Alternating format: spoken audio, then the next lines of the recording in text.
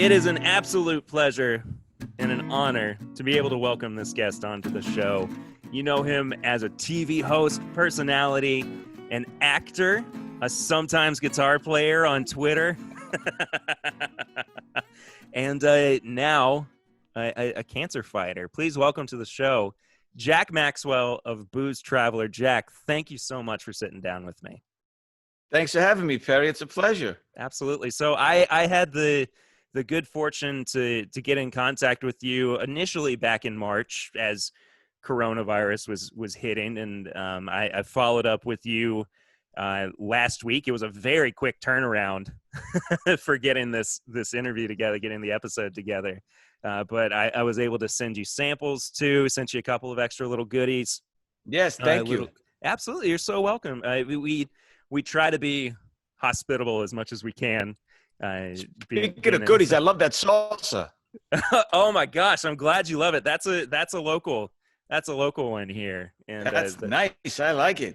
Little bit of a kick, little sweet. Absolutely. Good stuff. And Lucy said, why don't you get him the there's the sweet hot and then there's the sweet hotter. She was like, get him the sweet hotter. He'll like a little bit extra kick to it. Sweet hotter like, it is. That's my jam. I like it when it's hot, you know? Absolutely. What did I do to my hair here? I got this weird haircut. That's how it is when you just get your haircut. That's how long did you go without a haircut before or during initial lockdown? Yeah, that's the thing. Maybe it just looks funny to me because it's been a long time. I was in quarantine as we all were. And I should have just wore a hat. It just looks funny to me. Anyway. I think your hair looks great, man. Oh, thanks. Well, we're not here to talk about that. We're here to talk about bourbon. What do you got? What should we pour first? So let's start with the unnamed moonshine, unnamed source moonshine that I sent your way. 100 proof is sent by a, we'll say, a local producer. I don't want to get too specific.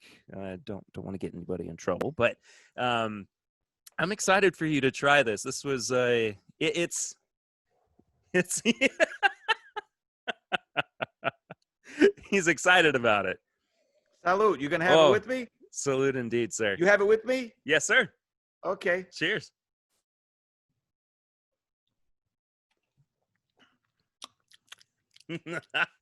Woo. I still got half a shot left. I want to taste it first, but I'll finish it. That's okay. I'll finish it. There you go. I jumped a little ahead. I apologize. Ooh. It's hot. It's sweet. I mean, it's got a really nice balance for what could eventually become a bourbon. Is that a corn moonshine then? It is. Yes, sir. Yeah, I figured if it's going to be a bourbon, it's probably a corn moonshine, right? Absolutely. But that has some kick to it. It reminds me of the episode we shot in Tennessee. There was this guy with the long beard down there. His name was Gomer. That was really his name. And he took me to the into the woods where the still was, and how it blew up on his uncle and killed him, I remember that episode. Guy's eye or something like that. They had some firewater corn moonshine too. That stuff's pretty strong. Wow. I remember that episode now. It took the being shot in the face and the explosion to remind me, but yeah, that's I remember. I'm gonna seal that one back up for a minute. It'll send your nose hairs. You won't be able to smell anything else. No, it was good. You know, I was blessed enough to try a lot of strong drinks around the world. You know, I tried a thing called Zalgiris in Lithuania. Okay. That's anywhere between 70 and 90%, not proof, percent alcohol. Ooh. Probably the strongest I've ever tried. That's really a drink. The way absolutely. It is. You know, it's got all this tree root and herbs and everything else in there. Yeah. But it was you can't even take it on the plane. It's so flammable. Yeah, so. That's the hazmat edition of our spirits. So this is like a vanilla shake compared to that stuff. There's only 50% alcohol, right? 100 proof. Yeah, exactly. Is that what you said? That's what I said. Yes, sir. So whoever makes that for you, good job.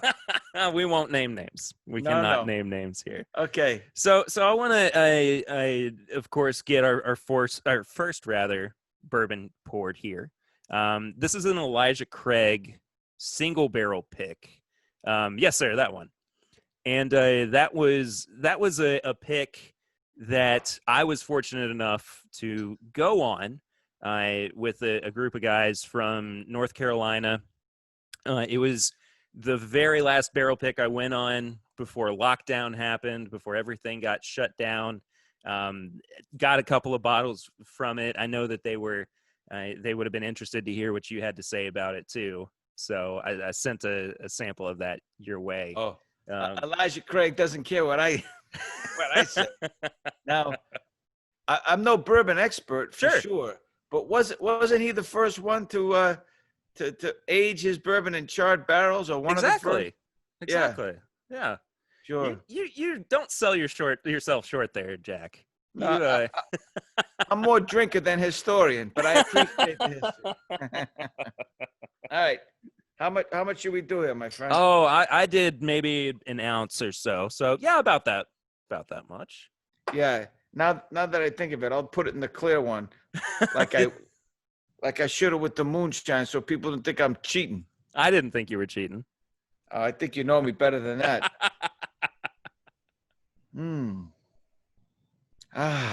Boy, there's something about, even barrel-aged whiskey or bourbon or rye, any of the variations thereof.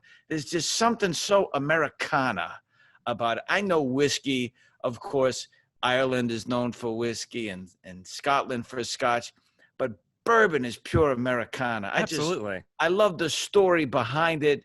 How Washington, President Washington, for the first time in this young country's history, turned federal troops against its own citizens, and the taxmen, the collectors, came to get the money, and the makers of the alcohol said, no way. And they went south until they found some good limestone, could make some good good whiskey. And they stopped in Kentucky and Tennessee, I believe. But it's just a great story. Oh, absolutely. And one of the, first off, yes, cheers. Here's to it. Here's to Cheers American. Indeed. Yes, sir. American ingenuity.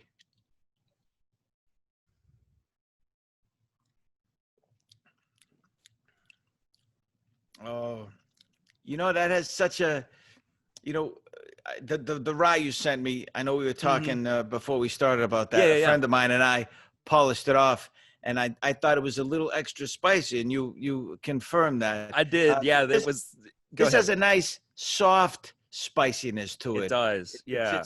It's rounded. It's a little. It's rich. It's nice and warm. It's not but it's good stuff. Elijah Craig has always kind of been what I would say bourbon should taste like. I think it's just got that really characteristic, of course, the vanilla, caramel, and oak to it, but then it gets layered with the spices without being overpowering. It's really an inviting bourbon, and I think it's one of those that kind of, if you start with your Jim Beams, even if you start with your Jack Daniels, it's a good stepping stone up towards, once you kind of dip your toes into the field, and once you start to even experience and experiment with the higher proof products as well, which we'll get to. I sent you an awfully high proof one in there too. I'm ready to go. I roll up my sleeves, and we'll do it. But no, I like this Elijah Craig. This is nice. Yeah. And it's I don't know if maybe the moonshine burned my mouth off a little bit, but it's kind of oaky. It is, absolutely, yeah. And if I remember correctly, this was I think it was a 9-year barrel that had been sitting in Bardstown, Kentucky, and it's a solid pick. We deliberated on it for a while, but once it got down to it, and we talked about what would be the crowd pleaser once it got dropped down to the 94 from the whatever it was, like 125, 130 proof out of the barrel. We all just were like, this is it. People are going to flock to this. So I'm happy you enjoy it. We'll pass your thoughts along to them as well. And hopefully they'll listen to the episode. Please do. Yeah. They're the experts. I'm just a mere enjoyer of their wonderful craftsmanship. So you, of course, and I definitely want to spend a good chunk of time talking about this. We'll come and go in and out of it, I'm sure. But Sure. Booze Traveler, man. Booze Traveler has been one of mine and Lucy's go-to shows, favorite shows for a long time now. And you did 4 seasons of it, 60 episodes. Like Thank you you. said, you got to travel all the way around the world, meet incredible people, drink incredible spirits, and just craft alcohol. And how did that? First off, for people who might not know you, I would say talk a little bit about your experience leading up to that. What kind of got you into that world, and what was your experience with Booze Traveler as well, and how incredible was it to get to go and see the world through the eyes of beer goggles? Easily the most amazing 4 years of my life. You know, like you say, we did 63 episodes of Booze Travel and 10 of a show called Best Bars, which Right. was all Yeah. domestic. But Yeah. Booze Travel was mostly international. We did some domestic. So for me, to be able to travel, to see the world, to go to somewhere between 50 and 60 countries, 6 continents, and just it was always about the people and the experiences. Perry, when I came back, people would say, "Whoa, tell me about the Eiffel Tower, or the London Dungeon, or the wherever you went, the Gobi Desert. Tell me Right. about all these wonderful." And it was always about the people. I said, "Well, at the Eiffel Tower, I met this couple, or in the Gobi Desert, I hung with this family, these nomads, these Yeah. Mongolian nomads that just pick up and move, and it was just always that. So the drinks really just got us into the scene. I Of was course. never a drink expert. I've pulled a few corks in my day, don't get me wrong. And I grew up shining shoes in South Boston, which probably had more bars per capita on Broadway than any place I've ever been, for sure. So I always knew what alcohol was and what it did to people. It had this magical socializing effect, as we say. Sure. But it was fascinating to me, the commonalities we have, because it's easy to say, oh, sure, you have differences. You're in Japan with sumo wrestlers. They barely speak English. They get treated like deities, like gods. They're the superstars there. And they're down earth and they have a sense of humor. But you see how they get sometimes possessive or competitive with each other. And a lot of the characteristics that I see here with some friends or athletes and things like Sure. that. It's what I'm trying to say is, it's easy to say, of course, we have differences, but it was just so wonderful to see all the commonalities we had. You know, we all love to laugh and enjoy each other's company. And we Absolutely. like to make other people laugh. Wherever I went, it was always an honor.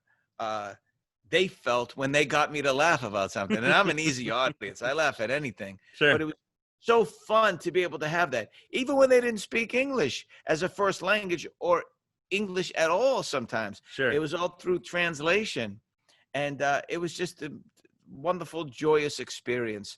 And so it was, yes, about what people drank, why they drank it, and then listening to the stories they tell when they do, of course. But it was really about them and their culture and how alcohol played a small but significant part in it. I think that's a lot of what we in the bourbon community too, in the whiskey community here in the States, really kind of have latched onto. And I don't know how familiar you are with the bourbon scene across the states, but we all are just there for each other. I mean, it's just this huge community of people who want to support each other, and they want to share. Say, you've got a bottle that you've been searching for forever, and you just kind of throw out oh, I'd love to get a sample of this, or does anybody have something that I can try from this? And you'll have responses from 50 different people from 50 different states responding to you and saying, well, I'll send you this. I'd be happy to Oh, send this to nice. you. And then those little relationships start, and they become big relationships. And then you start, you know, having people coming over to your house and spending the weekend with you. You wind up going on big trips with them and going to distilleries and just really becoming a part of each other's lives. And the fact that it all came from bourbon is so cool. And it's, you're right, it is a tribute to that kind of American spirit. You know, we have such a fear sometimes of the other, that we might be either different or thought of as different, which is why a lot of us like to join clubs or make up clubs or fraternities, tribes. And it's so nice when you find your tribe, whether it's a bunch of stamp collectors or a card playing group playing bridge, or bourbon lovers or athletes, Facebook group. I just think we have a natural inclination to bond together with people that we have things in common with. And I'm not saying it's a bad thing. The problem for me is when we say, okay, we got this, those guys are wrong, those guys absolutely. are bad. And it's so divisive, especially now with politics and everything else. Yeah, of course. And I don't know what's going to solve that. Maybe by the turn of the next year, 2021, maybe we'll come together, hopefully. But the idea is, around the world, people want to welcome you. They want to have a drink with you. It's this idea that if you sit down with someone, they offer you a drink, or you accept having a drink with them, it's more than a handshake. It's this big liquid hug that says, okay, we're cool. We're in this group. I offered to sit down with you and have a drink. You afford me a drink. Let's have a good time. Let's exchange stories, or what we love about life or what we don't. It's just such a wonderfully social thing to do. And around the world, it's not about getting shit-faced or fall down drunk. Of course. It's more celebratory and more social than I think we like to give it credit for. I've seen binge drinking, of course, around the world, especially here in the States, college frats and everything else. But for the most part, it's really a thing to be celebrated, or to use for celebration. And that's something that we also have to be very aware of too. What is our relationship with alcohol like? And I think that it's easy to say, well, this is my hobby, or this is what I'm, investing my time and my money and my relationships in everything. But, you do have to kind of step back a little bit and say, is this healthy for me?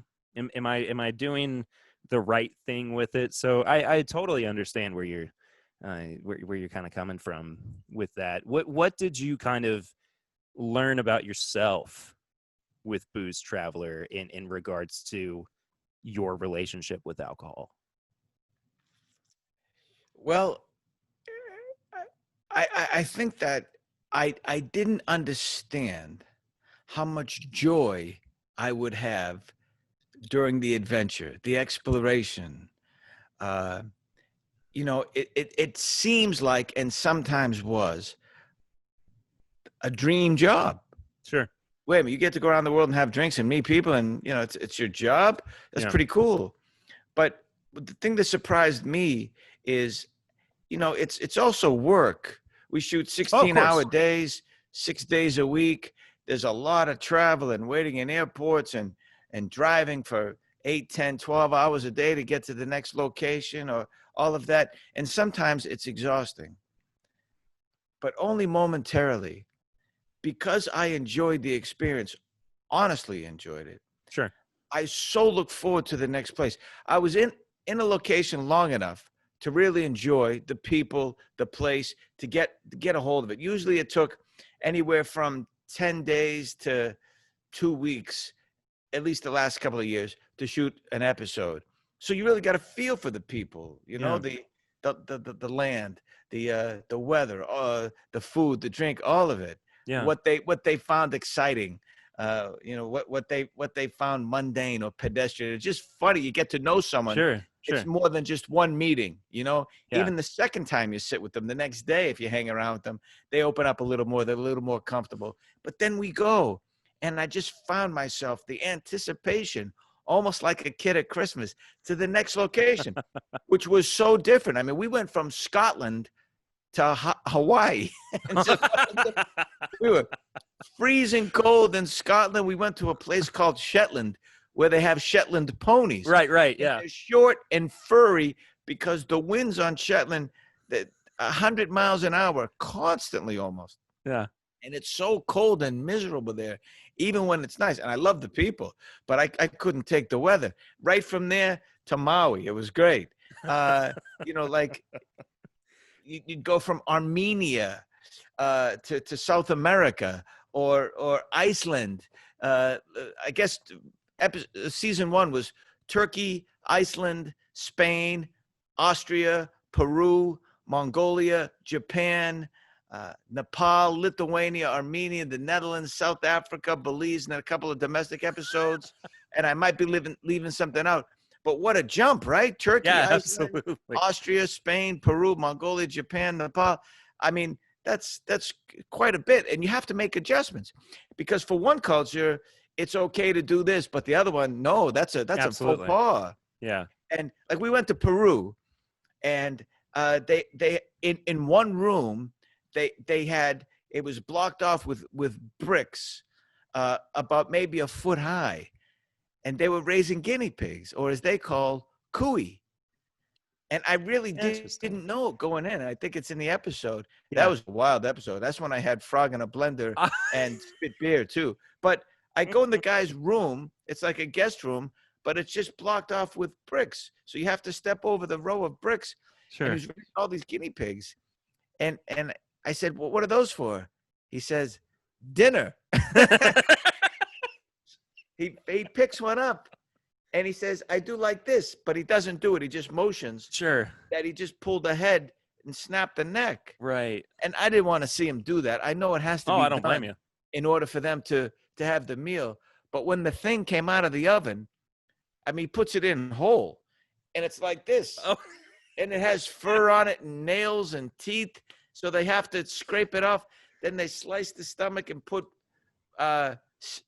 rosemary in there. And you eat that with the potatoes. And even things like that might be different or even shocking to us here who don't generally do Absolutely. that. It was such a joy to experience their culture. Now, if I went to a Peruvian restaurant, that's not the first thing I would order, but it would remind me of a wonderful time of this great, warm, friendly family who couldn't wait to share their culture and their drinks with me.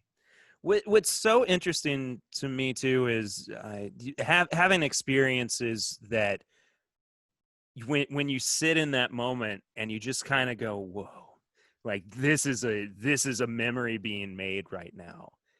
And I know that feeling of coming off of that and coming back home and going, what's next? That interim between seasons, were you feeling that once season 4 was over too? Were you going, well, what's next? I know that, like you were saying, season 4 took a little bit longer for you to film, and we'll touch on that, of course, here in a bit. But were you looking forward to the next big thing, the next experience, the memories that were going to be made, or were you what was your level of contentness on the opposite side of that? Yeah, it was still really exciting, although I had a lot going on. Between season 3 and season 4, there wasn't much of a break because that's when I filmed the other show, Booze, Travel, the Best Bars. Mm-hmm. And so kind of we rolled right into season 4. So at the end of season 4, I was ready for a break. But it just so happens during the hiatus, I had to go into chemo because I was diagnosed with non-Hodgkin's lymphoma. And it was during the chemo process that Travel Channel went in a different direction with their formatting. They went a little more ghosty, a little more paranormal. So they moved a few shows off the schedule, and I was one of them. It's unfortunate that was the case, and that's been a sore spot for Lucy and myself too. That the channel itself changed to a not so travel based Travel Channel. Yeah, I don't understand that from a format perspective. I don't either. It's like when History Channel wasn't doing any history, but I Mm-hmm. guess what's in the name? It's about being successful. Sure. And I think, from what I understand from my friends still over there, that it's successful. They have more people watching this than they did before. I mean, I think they have more eyeballs on it, and it's Sure. about ad revenue and things like that. I don't blame them. I'm not bitter. It's certainly off message, I suppose, off brand, but maybe Mm-hmm. this is their brand now. They even went to TRVL, and I have nothing bad to say about Travel Of course. Channel. It was a great 4 years, and I'm very grateful. Yeah. But they do have a lot more, let's say, go shows than they used to. That is true. That is very true. It's hard to look through their programming schedule and not see it, but it does kind of sound like you I'm have into a different kind of spirits, I guess, Perry. Yay! We got there finally. Speaking of spirits, why don't we move on to the next pour? Does Yeah, that sound good by you? So sure. we'll go with this this vintage Jim Beam, which I am very excited for you to try. This Really? came From 1979? 1979. Yes, Let's sir. show that. Yeah. Okay. So this is, as you can see on the video, for those who are watching the video, it's an 11-year bottled and bond from Jim Beam. It was put in a decanter, and it basically sat in that decanter from 1979 until Thursday of last week, when I dumped it from the bottle, and it had not lost any of the bourbon to evaporation. It was a perfect 750 mil fill level. No kidding. Clear and as clean as could be. It just absolutely blew me away when I dumped it out. And I haven't had too many older beams of this age. So when I say that, I mean like dusty ones that have been 11 years, and really of this proof. So bottled and bond being 100 proof. This was one of the only ones that I've had at this proof point and at this age. So I'm curious to find out what your experience with this one is. Do you have much experience with say vintage whiskeys? Well, I suppose the greatest example of that would be when I was at the Macallan Estate Right. in Scotland. Right. I tried a Scotch that was I don't want to call it. I don't know what the proper terminology is. Not a combination of, but a blend. A blend, of, yeah. Of scotches from 1941 to 1991. Oh my gosh, and that's incredible. This is how incredible it was. Right before that, a 6-liter decanter of this stuff went for $650,000 US, something like that. So they gave me a shot of it. Sure. They weren't going to, but I became friendly with the guy who was in the scene with me, and he poured it, and the executives all went like this. Ugh. So, and I knew they were going to ask for it back because it's so expensive. So immediately, right. I just touched my lips to it so we could still film, and but oh my goodness, it was so great. Although at the end, I gotta say I felt a little guilty. I mean, I swallowed a Buick. I mean, that's a lot of money for that ounce, or what it was. So as far as vintage, I guess that's my top story. Sure, yeah. Those experiences are so great too. Getting to taste the whiskeys of old and getting to experience things that our ancestors were drinking. Salud. Salud, sir.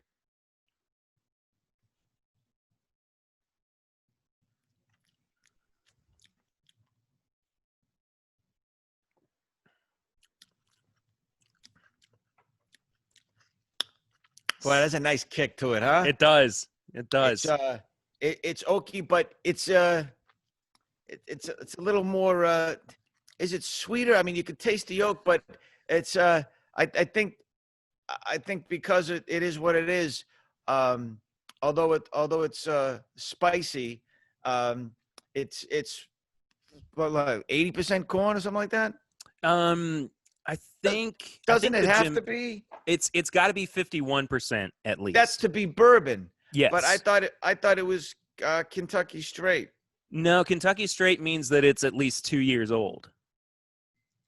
But I mean, I thought this was Kentucky straight and 80% because of the bottled and bond. No, No, so bottled and bond means that it's got to be 4 years old and right. 100 proof. It doesn't have to do with the mash bill. Jim Beam, I think, is 78% corn.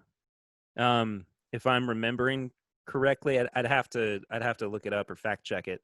But no, bottled and bonds at least 4 years old, one distilling season, 100 proof, one distiller at one distillery, federally bonded warehouses. It's Sure. the whole rigmarole that truly saved bourbon. Yeah, someone I was telling believe. me, I was going to look it up here, that this particular one, the old one, maybe they had one that was Sure. it was happened to be 80% bourbon. But in any event, wow. I mean, first of all, thank you for sharing the You're good very stuff with welcome. me. You're very welcome. This was kind of a surprise. A friend of mine sent this to me as a. It's As a certainly bourbon. more oaky than the It Elijah is. Craig. Absolutely. Well, I mean, it's 8 or 9 year old single barrel to an 11-year-old smaller blend for this bottled and bond product. Sure, But it doesn't. It it's doesn't. I mean, you still get some of the notes, but it's more oaky than it is vanilla or caramel, right? absolutely, and that spice kick at the back of your palate too. Oh, sure. I Yeah. mean, No, it much punches more well spicy above than its the weight. Elijah Craig, for Yes, sure. absolutely. That was a little softer. Mm-hmm. I agree. You got to ease into some of the higher proof stuff, of course, or I like to at least. So I want to talk to about the end of your run with Booze Traveler and the major life change that came Yeah, for for you sure. shortly thereafter. As you were saying, you'd been diagnosed with cancer. You were having to undergo chemotherapy. What initially? What did your brain do? I mean, was it a total 180 for you in terms of, well, things are completely different from here on out, or were you just ready to roll with the punches and see what was going to happen to you? Yeah, I don't think I'm that smart. I just said, okay, I got cancer. Let's get over it and get back on the road. Yeah. And I have to say, having done 4 seasons and seeing what life is like around the world, the social differences, the economic differences, religious differences, all of it, just the Yeah. geographical. It was so much to take in, but mostly to see people who are much poorer than Americans, but generally speaking, very happy. Yeah. And so that really, it's like going to university for 4 years. I felt like at the end of it, I had graduated in a sense that I had taken in so much of humanity that it really affected me. I didn't Yeah. get a diploma. It's not that I was so much smarter, but I felt that I took all these people with me. So when I was diagnosed with cancer, I immediately thought of all the situations around the world that I ran into where people were so just cool about whatever was going on with them. Yeah. Because they knew that having a positive mindset and staying present in the moment, not worrying about the future, not having fear of what might be, but handling what was going on right now, not living in the past. No, just right here. What's going on? We'll handle it. We'll live with it. And we still have each other at the end of the day. It was such a beautiful life lesson. So when I got cancer, I think it was almost automatic. I really didn't even think about it. I said, okay, I have cancer. I've seen a lot worse in the last 4 years with all these people. I mean, obviously, we don't show all those sides of things. Of course. Some of them we did, but some of the stories I got, and obviously the medical advancements that we have here aren't the same around the world. Some places there are, but Sure. it's just they have it so much tougher than us. So for me to get cancer, knowing I had a doctor who's looking at it, and an oncologist who's going to take care of me and recommend chemo when the time was right for it, I never felt scared, honestly. And it's not that I'm such a brave warrior. I just knew I was going to be okay. And I think it starts here, being grateful for whatever it is in your life. I mean, I don't mean walking around with rose-colored glasses all the Of time course. saying everything was great. Yeah. Clearly, cancer by its very name is trying to kill you. So I understood it's to be taken seriously. I never called it a hoax. I never said it wasn't real. I never did the opposite of what the doctors told me to do. I wanted to take care of it, but I just knew I'd get over it. And I almost felt guilty. I had survivor's remorse because non-Hodgkin's lymphoma, at least for me, felt like starter cancer. And that's not to demean anyone who ever gets it. Of course. I just had an easier trip, but it really came from everything I learned around the world. And I don't mean to be all esoteric about it, but I think that my experiences in those 4 years prepared me for something like this and helped me get past it. I think it's totally acceptable to look at it through the lens of, well, my goodness, this is where all of my experiences have kind of led me to, have this mindset. I don't think that there's anything wrong with getting esoteric about it, or being able to have the wherewithal to say, I know what my battle is, and I know what the battle of others can be.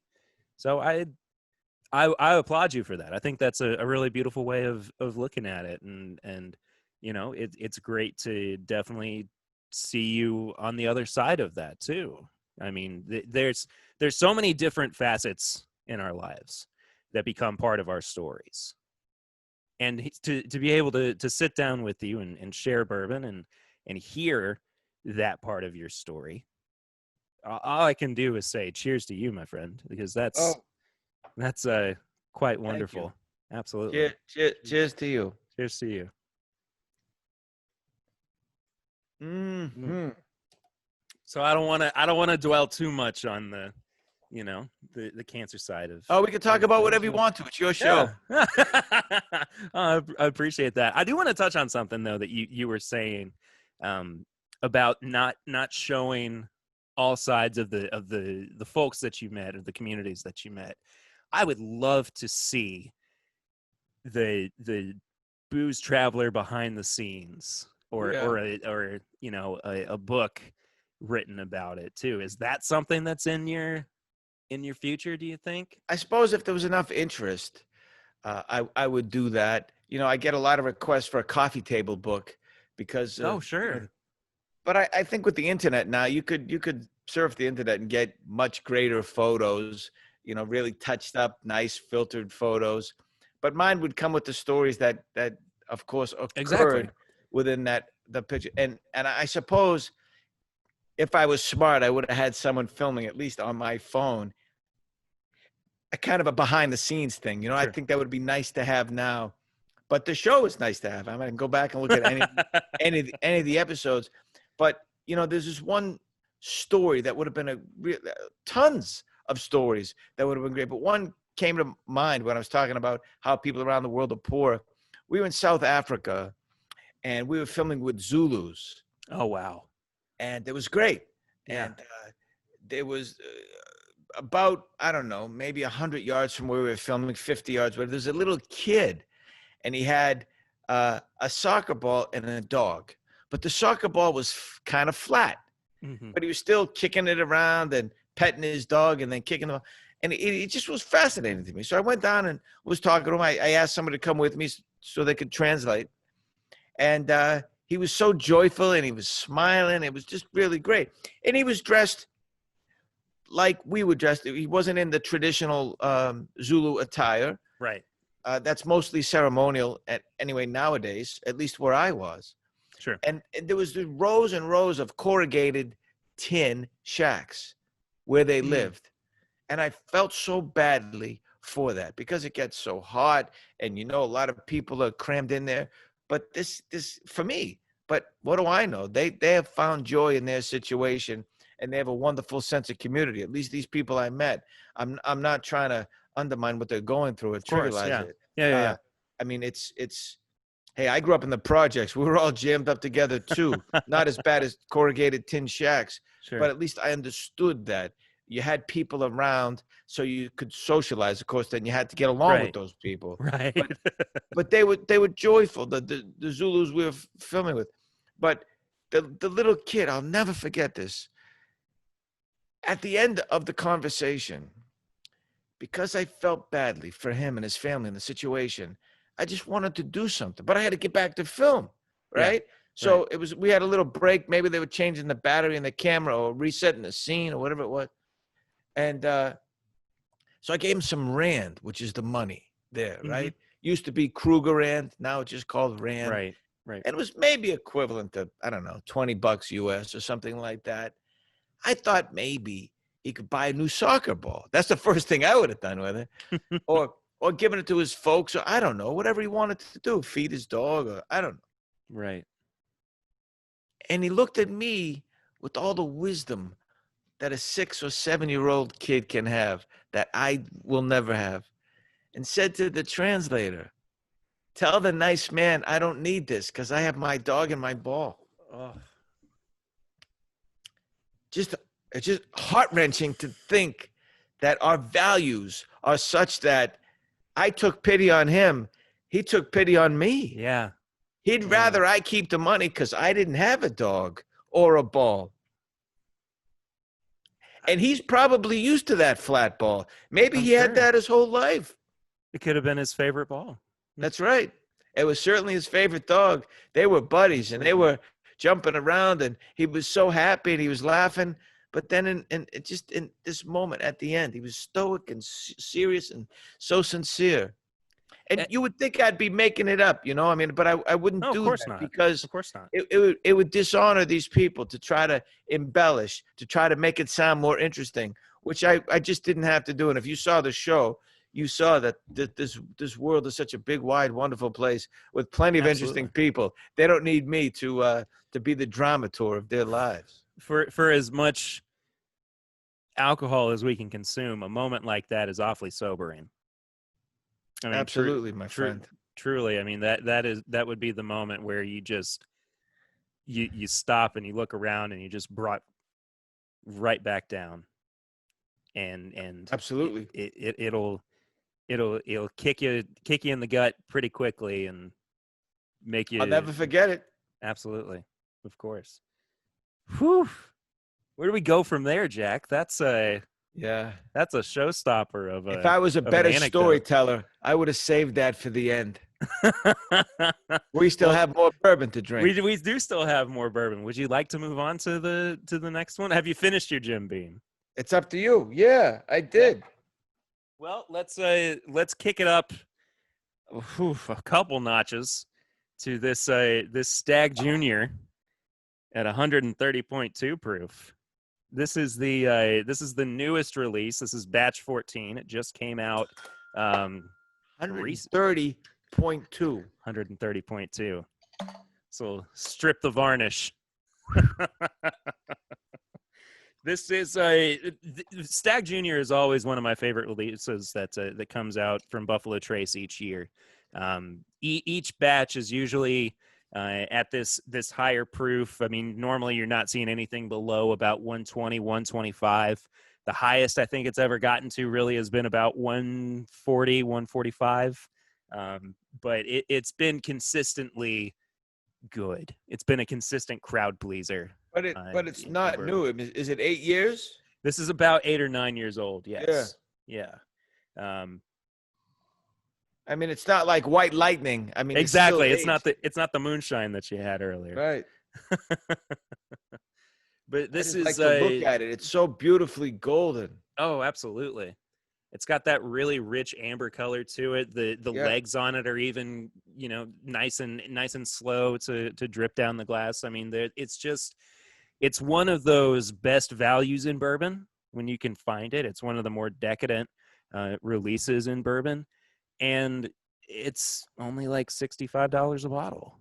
Wow. Yeah. So if folks here's to affordable bourbon, my friend. Cheers, indeed. Cheers.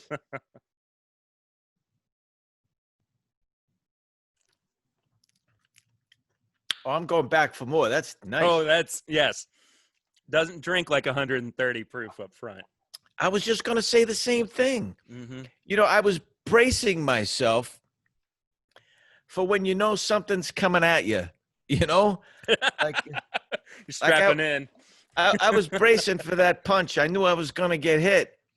But it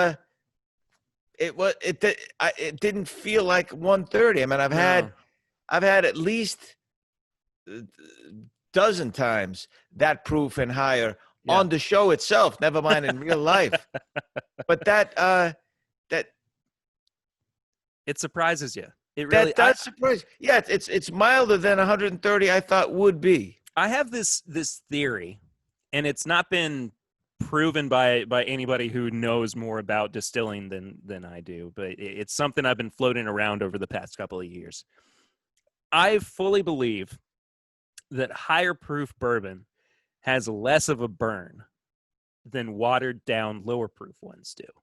Why? I think that I don't know what I think it has something to do with the chemical interaction of the water being introduced to this concoction.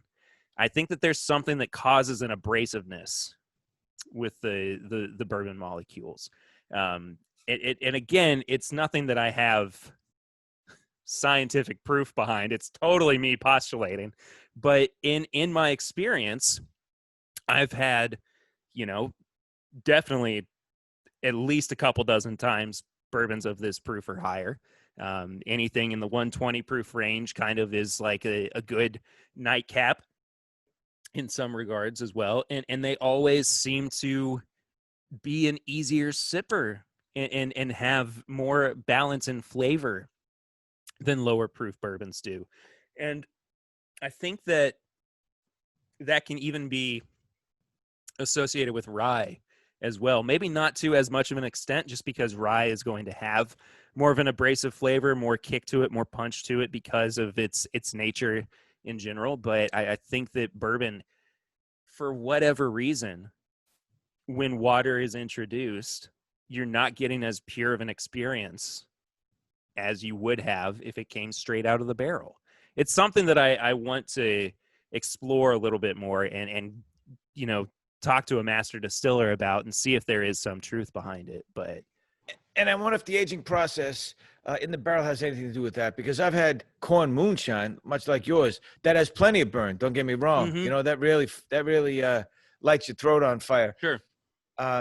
So I wonder why, or now on the other hand, I don't know if it's been the cumulative effect of drinking all these, but it's certainly longer than the other ones. Like the burn stays and even comes back a little bit, although it's not unpleasant. Sure. It's not as short as the other ones. I guess that, again, that's the vapors and the alcohol and everything else doing its job on your trachea. We call that the Kentucky hug. Hug. Yeah, when there's a nice long finish that hangs out in your chest and kind of gives you that warming feeling that's the best during the colder months, because that's what it was like 114 today in Phoenix. So I don't know about the I don't know if I need that. We got up to 85 here today, so yeah. So that was it. It was a longer finish burn wise, and it stuck around. Just to maybe it hurt us talking about it. It wanted to come back with a vengeance. That's it. So I want to kind of ask you some more quick fire questions here too. Sure, fire away. Got a few things that I'm curious about. Best bourbon that you've had? Oh, I've had I had a Four Roses cask that won some awards. Yeah. That was really nice. I had that down in Florida, of all places. Uh-huh. We've all had the Pappies and the Woodford Reserves and this and that. Sazerac. I worked with them. They sent me some Buffalo Trace. I actually wrote an article for them. They had this a special release made in Mongolian oak, actually aged in Mongolian oak. Right, And I right. had been there. They asked me to write for them. You know, again, being a connoisseur but not an expert, I couldn't sit on a panel and say this one is clearly the best one. I think for me, it's always been experiential. I wouldn't sit by myself, generally speaking, and have a drink, although I have been known to do that. But I think who you're with and what you're doing just makes it taste better. So I could have a cheaper bourbon with friends having a good time that tastes better to me than a $100 or $150 bottle of bourbon, honestly. And it's maybe it's because it's my my lack of expertise, but I would much rather enjoy the experience and not worry about it. You know, it's a funny lesson too. I learned about that in Scotland with that guy who poured me that really expensive scotch. Real down to earth guy. He started out in the barrel room 30 years prior. Great guy named Bob. He's not there anymore, although he's still with us. He's still gotcha. around. Yeah. But worked his way up 30 years to become the chief distiller. And he would go to bar rooms around the area or wherever he was and watch people drink scotch and see these pretentious people say, oh, yes, hints of wet leather and dried cherries. And he'd say, bullshit, I make this stuff. None of that's in there. Because a guy's trying to impress a girl. Because I didn't know how to describe the experience. And he said, just tell me what you're feeling. So I closed my eyes, and it just felt like walking through a quiet forest that through the remnants of what was a forest fire, and the animals started to come back. Oh my goodness. Because it was smoky but crisp as well. And he said, that's the experience of scotch right there. So going back to your bourbon question, the best bourbon I had was always with the people I was having the best time with. I love that. This is sparking so many different things in my brain that I have to bring up, because when you start getting into conversations about the bourbon world with people, then you go, well, what about this guy? What about this person? And have you met them, or do you know about them? And like, they're on one end of the spectrum, I'm thinking of my friend Fred Minnick, who is a whiskey writer. He used to write for Whiskey Advocate. He has his own magazine now. It's called Bourbon Plus. Fabulous author. He is the tasting note king. So he would absolutely break down a bourbon and drink you under the table in terms of flavor notes. But then on the opposite end of the spectrum, there's Jimmy Russell, who is one of the head master distillers, at Wild Turkey. And he's been there for, what is it, 60 years now? Wow. Yeah. And his son Eddie has been there for just over 40. And there's this story of Jimmy being at a tasting for Wild Turkey, and the leader of the tastings up front with this group of people, and he's going, you can get notes of maple syrup, and you can find the dry cherries, and some cardamom or whatever in it, and Jimmy's in the back of the room laughing, and Dave Pickrell, who was the master distiller for Whistle Pig, was sitting next to him, and he looks at Jimmy and he goes, what's so funny? And Jimmy goes, well, I didn't put any of that shit in my bourbon. And there's just two guys in the back of the room just cackling, and the entire tasting room is just turning around going, who's doing that back there? I really never understood you don't get points for identifying what's in there. If you taste it, you say it. Great. Because by the way, everybody has a different palate. Absolutely. So you might taste banana and someone else tastes cherry. Although it's hard to believe that, but everyone's afraid of guessing wrong or saying it's this, it's that. What you taste, what you have, how you enjoy it is more important than what's in it to me. Exactly. Or what you get from it. Now, if you try to pretend you're an expert and you call it wrong, well, then you're going to be called out.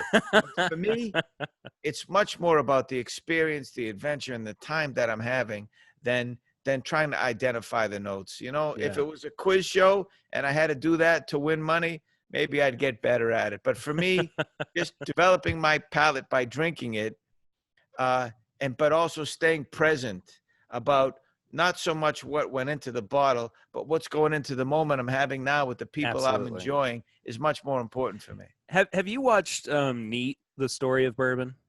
No.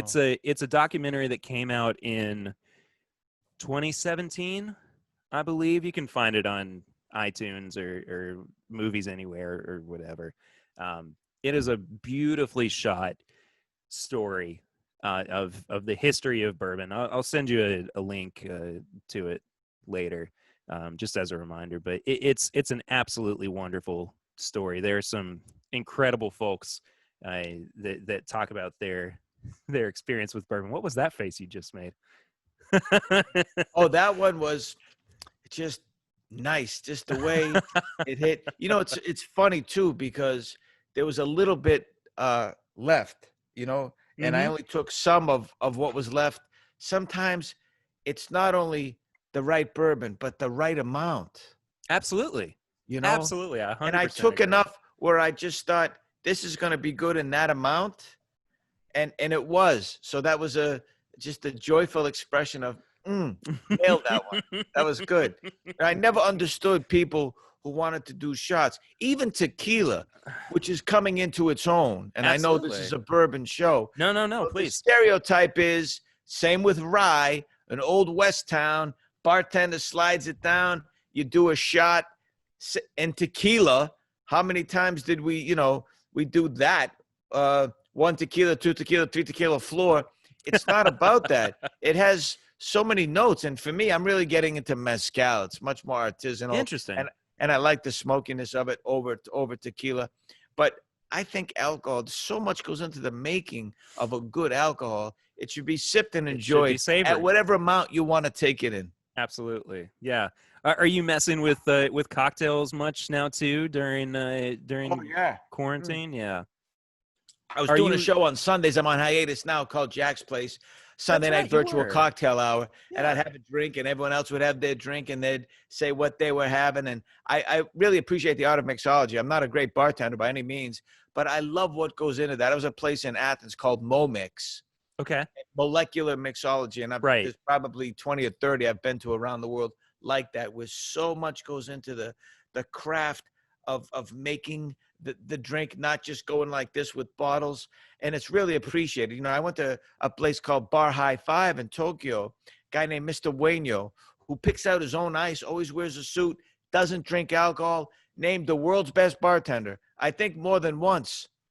And he just made me two of the greatest cocktails I've ever had because he knows scientifically, but also artistically how to Right. make a cocktail. It makes it with so much love. So I really appreciate that. I can't do what these great bartenders Me around the neither. world do. Me But for neither. me, I love cocktails. That's if I had to have one thing, it would be a cocktail. Sometimes a beer is refreshing, hot summer day, Yeah. wine with meals, a spirit straight up like a true cocktail, how it was back in the day with water, ice, water, spirits, and little bit of bitters or something like that. Sure. You know, that's what it started out as. Now it's really kind of a punch, you could say, with all the stuff in it. But I love trying different things and I experiment myself. I mean, to be innovative, to use what you like. I can't believe people blanch when you do something a little bit differently. How do you think things happen? You got to Because experiment. someone alters this or that. Like for me, I like mine generally on the rocks. I think it Sure. releases some of the flavors, and I like that sensation without making it too cold. I try to use a round ice cube so it doesn't melt, you know, as much, a nice big round one. Absolutely. But there are purists that would, you know, fall over in shock that I do that. But I don't care. It's for me. I'm drinking for me, not for them. Next care package I send you, I'll send some favorite cocktail mixers Oh, as I'm well. so grateful. Thank you so much for Yeah. this. I'll be Absolutely. drinking these over the next couple of nights and telling people the story too. By the way, I'm not doing the shows anymore, Yes. but I'm always doing things on social media. If Yes, anybody you are. wants to Yeah. find me, I'm at Southie Jack on Twitter and Instagram. And Mm-hmm. Southie is my old neighborhood, but it's spelled SOUTHIE Southie Inc. at not at AOL. Interesting. That's emails. Southie Inc. Excuse me. That's my email address. Southie Jack is what I go by. Do you need me to SOUTHIEJACK on Twitter and Instagram. You need me to bleep Jack. out your email address? Oh, I don't care. So what? If you want me, I'll write back to you. Doesn't matter. You're very responsive via email. I mean, you have been very quick to get back with me as well. So well, why wouldn't I? I never understood that. You know, it's real funny because I started out 20 plus years ago acting, and yes. Hosting keeps coming around. But primarily, I would say I've spent more time being an actor than a host. But I never understood, even in circles that I would run in, people when they ascended, when they were the ping pong balls that were drawn out for the lottery. Very few, by the way, but some of them they act so differently. Sure. Because now that they've made it, and again, very few. I could count on one hand of all the people I met in the 20 plus years. But I never understood that because someone is on television or has money or is in a movie with someone famous or a play with someone famous, that they all of a sudden treat others less than. I could never understand that at all. So when you reached out and you said, hey, I'm a bourbon guy, you want to do a podcast? Absolutely. And the fact that I was able to send you stuff too to try. Oh, that was a plus, but I would have done it anyway. Look, man, like I was saying, we are hospitable to a fault in the South, and I wanted to make sure that you had something that we could enjoy together. These were things that I had been enjoying recently as well and thinking about. And oh, it's a great idea. Thank you. Yeah, absolutely. And in the future, I'll send you some more stuff. I mean, why the heck not? If there's something that I want you to experience. You have my address. I do indeed. You know where to find me. And I guess you know where to find me too now. So, right. Hey, Jack Maxwell, you have been a wonderful guest on the show. Thank you so much for hanging out with me for a bit, sipping on some great bourbons, talking about your experiences, not just with Booze Traveler, but just your story as a person. I really do appreciate you, man. This has been a great time, and I hope to be able to sit down with you in person once things clear up. Maybe we'll get to actually share a couple drinks together. And some more stories. That would be great. And it was more stories. It was a real pleasure, Perry. I mean, you love bourbon and you're a great host. And it was a pleasure being with you. Thanks for having me. Absolutely, Jack. Thank you. And thanks for all the good bourbon. Oh, hey, man. And as I said too, more to come. Great. Talk to you soon. You too, buddy.